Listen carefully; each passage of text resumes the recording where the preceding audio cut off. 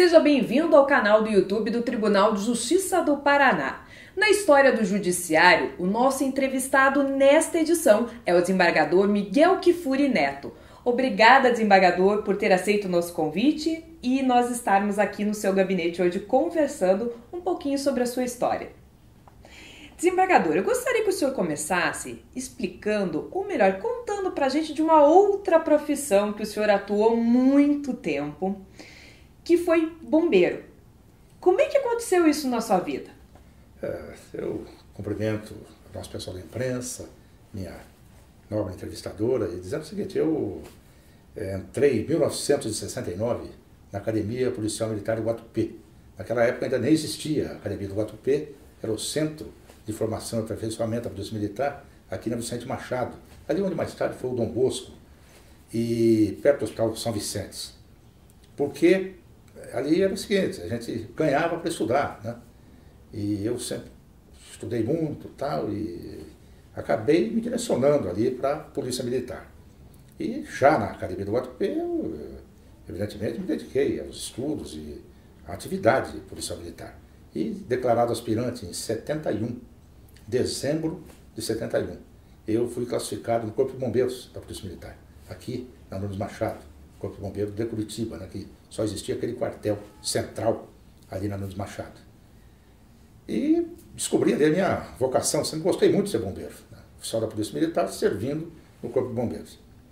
E em 74 eu fui comandar o Corpo de Bombeiros em Maringá, onde comandei durante 10 anos o Corpo de Bombeiros em Maringá. Então, eu confesso que essa atração pela vida policial militar, eu conhecia alguns oficiais brilhantes da polícia, por exemplo, o então comandante-coronel Antônio Michaliza, tinha sido delegado lá em Cruzeiro do Oeste, onde eu fiz o primário e o ginásio. Então, um oficial corretíssimo. Então, sempre foi um exemplo, uma inspiração. Quando eu tive a oportunidade de ser oficial da polícia, eu ingressei na Academia do Guatupê. Tem uma lembrança boa dessa época, desembargador, dessa profissão? Olha, para ser bem sincero, a gente lembra diariamente, eu lembro todos os dias, né? Sempre há alguma coisa que nos evoca esse tempo de bombeiro. A profissão, pela sua própria característica, é o bombeiro por exemplo, eu fiz um curso de mergulho em 75 na Marinha do Brasil, lá no Rio de Janeiro, na ilha do Mocanguê. E sempre fui mergulhador, sempre gostei de fazer essas buscas de afogados, salvamento aquático. Comandei 2 temporadas no instalamento de guarda-vidas em Guaratuba. E essa atividade de bombeiro é uma atividade intensa, e também atividade de prevenção, palestras de prevenção, também formação de soldados, né, os bombeiros. Então, o bombeiro sempre foi uma atividade bastante diversificada. E isso ia despertando e acumulando várias experiências e casos, né? Por isso que eu confesso a você que lembro diariamente, né? Às vezes eu falo, vou ao tribunal, falo, vou ao quartel. Até hoje, né? Então, foi uma época marcante da minha vida, né? Em que momento da sua vida, desembargador, o senhor optou pelo direito, decidiu fazer direito? Eu tinha feito letras, então eu terminei em 71 a escola de oficiais, e em 72 fazia letras noturno, na antiga Faculdade de Filosofia e Ciências de Letras, da então Universidade Católica do Paraná. E eu vi que havia muita afinidade entre o curso de Direito e a função de oficial da Polícia Militar. Ali com aquelas sindicâncias que nós tínhamos que fazer, eventualmente presidir inquéritos policiais militares. E era um segundo curso que muitos oficiais acabavam concluindo, curso de Direito. E eu segui, mais ou menos, essa tendência, né? Por isso que em 76 eu prestei o vestibular na Universidade Estadual de Maringá para o curso de Direito. O senhor faria tudo de novo, desembargador?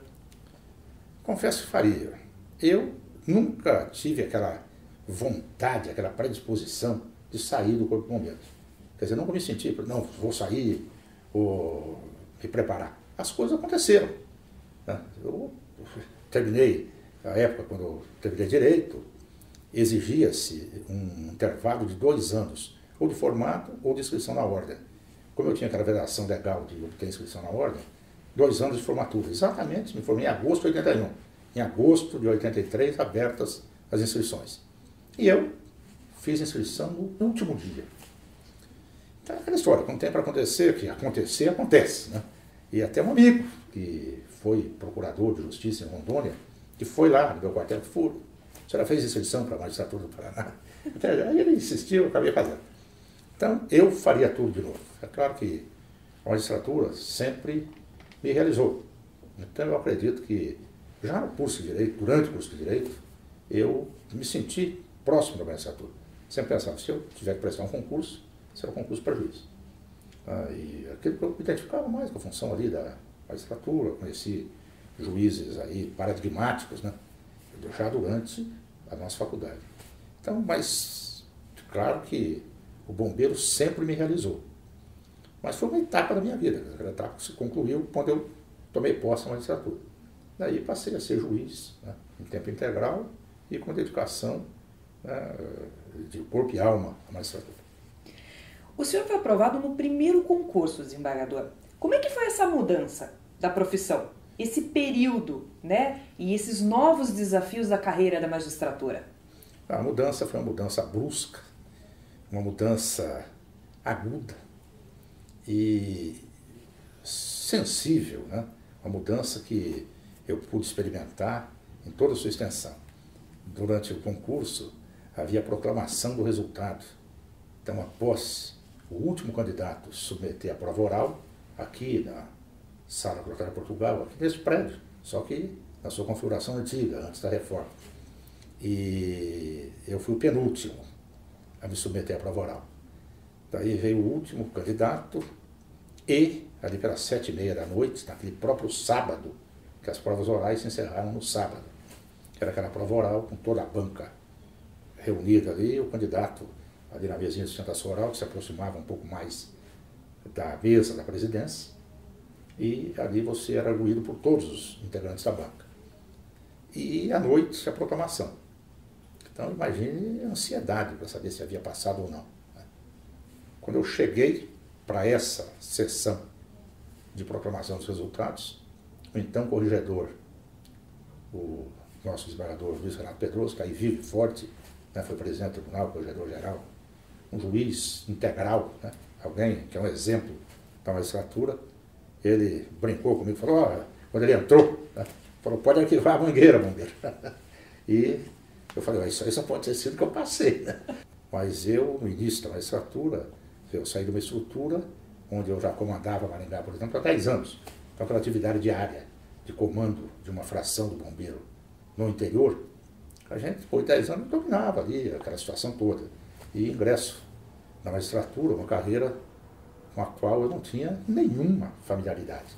Então, meu início na magistratura foi penoso, árduo. Muitos dias, muitas manhãs, eu vi o sol nascer. Passava a madrugada, a noite inteira estudando, né? Às vezes questões simples. Por quê? Para mim tudo era difícil, era complexo. Então, efetivamente, o início foi duro, mas excelente, um período também bom da vida que eu lembro com muita saudade. E o que lhe motivava lá no interior, desembargador? Quando o senhor judicava lá nas comarcas, né, do interior do estado, quando o senhor pensava, e como o senhor até mesmo disse agora há pouco, né, foram várias madrugadas adentro estudando, o que lhe trazia motivação para continuar estudando, para continuar na carreira da magistratura? A função do juiz, principalmente a sua comarca de entrância inicial, ela não se exaure apenas no tecnicismo jurídico, no fato do juiz presidir audiências, proferir despachos e prolatar sentenças. Vai muito além. Quer dizer, a presença do juiz naquela pequena comunidade, o juiz intervindo, o juiz, a própria figura, a pessoa do juiz, ali integrado à comunidade, participando das festas da cidade, enfim, ele acaba sendo, sem qualquer pretensão, um certo fator de equilíbrio. Por exemplo, se a pessoa ali, até a juventude, com essa, né, a inquietação própria do jovem, resolve fazer alguma coisa errada, dar cavalo de pau na rua e tal, cara, o juiz está aí por perto, né? Então, o juiz mora na casa ali, vai ouvir o barulho. Então, sempre o juiz acaba sendo, naquela pequena comunidade, uma referência, como referências eu sempre tive de juízes que me antecederam nas comarcas, juízes exemplares, cuja lembrança se perpetuou, né, na comarca. Então, tudo isso acabava sendo motivação, era e sempre foi gratificante, bom ser juiz. Quer dizer, o juiz, ele sentia o efeito benéfico da atuação dele na própria comunidade. Essa prestação jurisdicional tempestiva, condenando rapidamente quem tem que ser condenado, absolvendo, julgando as demandas cíveis em tempo hábil, sentindo a pulsação social, sentindo os dramas de cada pessoa, né, que procuram, dessas pessoas que procuram o judiciário. Então, tudo isso realiza o ser humano, realiza o profissional do direito, realiza quem se sente vocacionado para a magistratura. Eu acredito que eu despertei essa minha vocação. Então, eu dizia, quando eu passei do meu tempo de magistratura, superei meu tempo de bombeiro, eu falo, hoje eu sou mais juiz que bombeiro. No começo, talvez eu fosse mais bombeiro que juiz. Hoje nem se fala, né? 35 anos de magistratura, então já consolidou essa prática profissional. Em 2004, o senhor foi promovido a desembargador. Em 2011, o senhor foi eleito presidente do Tribunal de Justiça do Paraná. Queria que o senhor falasse dessa experiência. Eu, pouco antes de ser presidente do tribunal, eu fui presidente da AMAPAR, Associação dos Magistrados. Fui eleito em 2007, né, por mandato de 2008 a 2009, termina em fevereiro de 2010. Daí, em novembro de 2010, por escolha dos meus pares, que muito me honra, acabei exercendo o cargo de presidente do Tribunal de Justiça. Foi uma experiência extremamente valiosa e algo que, efetivamente, eu guardo comigo, né? E lá, no mais recôndito da minha alma e das boas lembranças. Então foram 2 anos de muito trabalho, felizmente, graças à equipe de trabalho, graças aos nossos colegas desembargadores que sempre me apoiaram em tudo. Tivemos aí os 2 anos profícuos, né?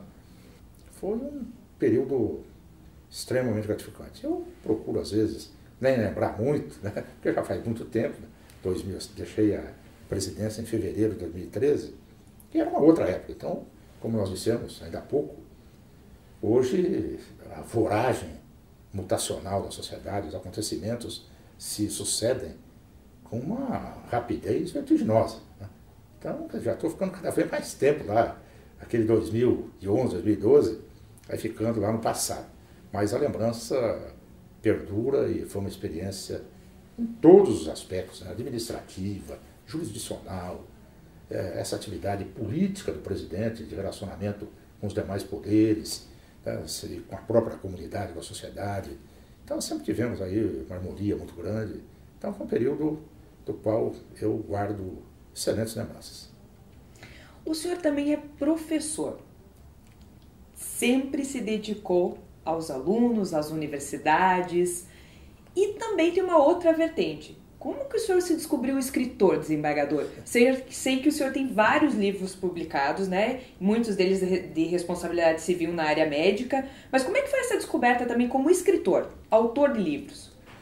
Eu quando era juiz em Paraíso, ali por volta de 88, final de 88, com o promotor, que era meu promotor da comarca, meu amigo, nós chegamos ao Dr. Francisco Soares Dias Filho, que foi promotor durante muito tempo em Londrina, deve ter se aposentado como procurador do Francisco.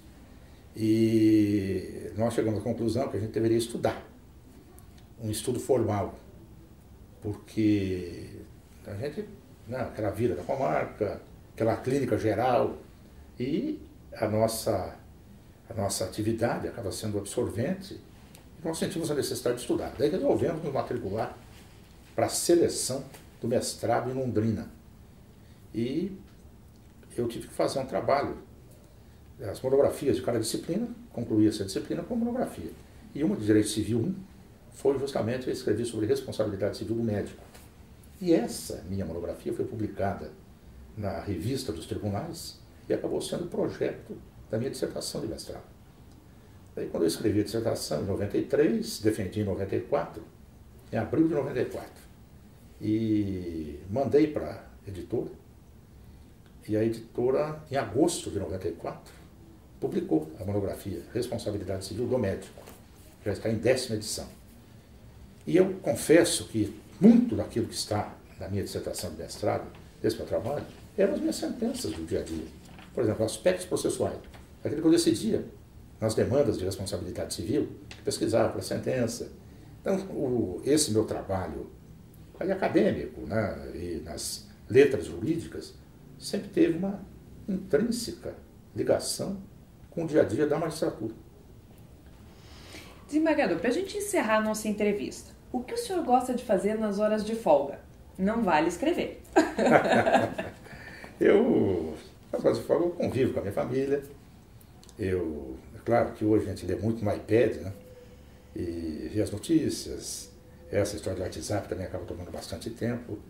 Eu tenho praticado Pilates, né? Minha mulher, ela vai à academia e tal, e me estimula. Vai comigo ao Pilates. Em casa, também procuro me exercitar, de uma esteira e tal. E convivo com os meus filhos, meus netos, tenho 7 netos, né, meus enteados. E, enfim, eu sou alguém meio caseiro, né? E gosto também de sair. Hoje, o meu hobby, se eu pudesse te dizer numa única palavra, qual é o meu hobby preferido? Viajar. Então, temos viajado aí para todas as partes do mundo. E estou aprendendo inglês. Então, minha mulher e eu, já há mais de 2 anos, temos uma professora particular, porque, é claro, nas viagens há necessidade do domínio da língua inglesa, pelo menos aquele inglês para viagem, né, o básico. E isso também tem sido uma atividade que é quase um passatempo, né? E é muito mais difícil, depois de uma certa idade, a gente aprender essa língua estrangeira. Mas, felizmente, aí, vamos imaginar, de 0 a 10, estamos em um 3 com louvor. Mas já é o bom, né, e o suficiente aí para as nossas viagens. Então, o que eu faço hoje com muito prazer e com muito empenho, nós temos viajado bastante. E se o senhor fosse me falar em um sonho, o que o desembargador Kfouri ainda deseja fazer? Eu sempre brinco em casa, né, que tem aquela música do Raul Seixas, né, tem uma porção de coisas grandes para conquistar e eu não posso ficar aqui parado. Eu até brinco comigo lá em casa, que eu falo, onde você vai? Eu tenho 1 milhão de coisas grandes para conquistar. E eu ainda tenho um sonho de ver meus netos crescerem, né, o sonho ainda de produzir algo aí nas letras jurídicas e, enfim, concluir a minha trajetória aqui no tribunal, ou por força da compulsória, ou quem sabe antes, vamos ver o que o futuro dirá. Ainda tenho uns 7 anos, né, aí no tribunal, até aí em função da famosa PEC da Bengala. E, enfim, eu tenho sonhos e sei que tem muita coisa a fazer, né? A gente não pode renunciar, mesmo tendo vivido já tanto tempo de vida pública, tantas atividades, tantos anos de magistério, tantos anos de magistratura, somando aí tudo, dá 50 e tantos anos de serviço efetivo no estado do Paraná, mas a gente nunca pode dizer que os sonhos terminaram, né? Então, tenho muita coisa ainda para fazer. Eu agradeço muito essa oportunidade te agradeço muito de poder expor alguma coisa aí da nossa trajetória na magistratura. Eu agradeço a participação do desembargador Miguel Kfouri Neto, que esteve aqui com a gente, conversando no canal do YouTube, aqui no quadro História do Judiciário. Desembargador, muito obrigada pela entrevista. Até uma próxima. Tá, muito obrigado, estou à disposição sempre. E a gente volta na próxima edição. Espero você!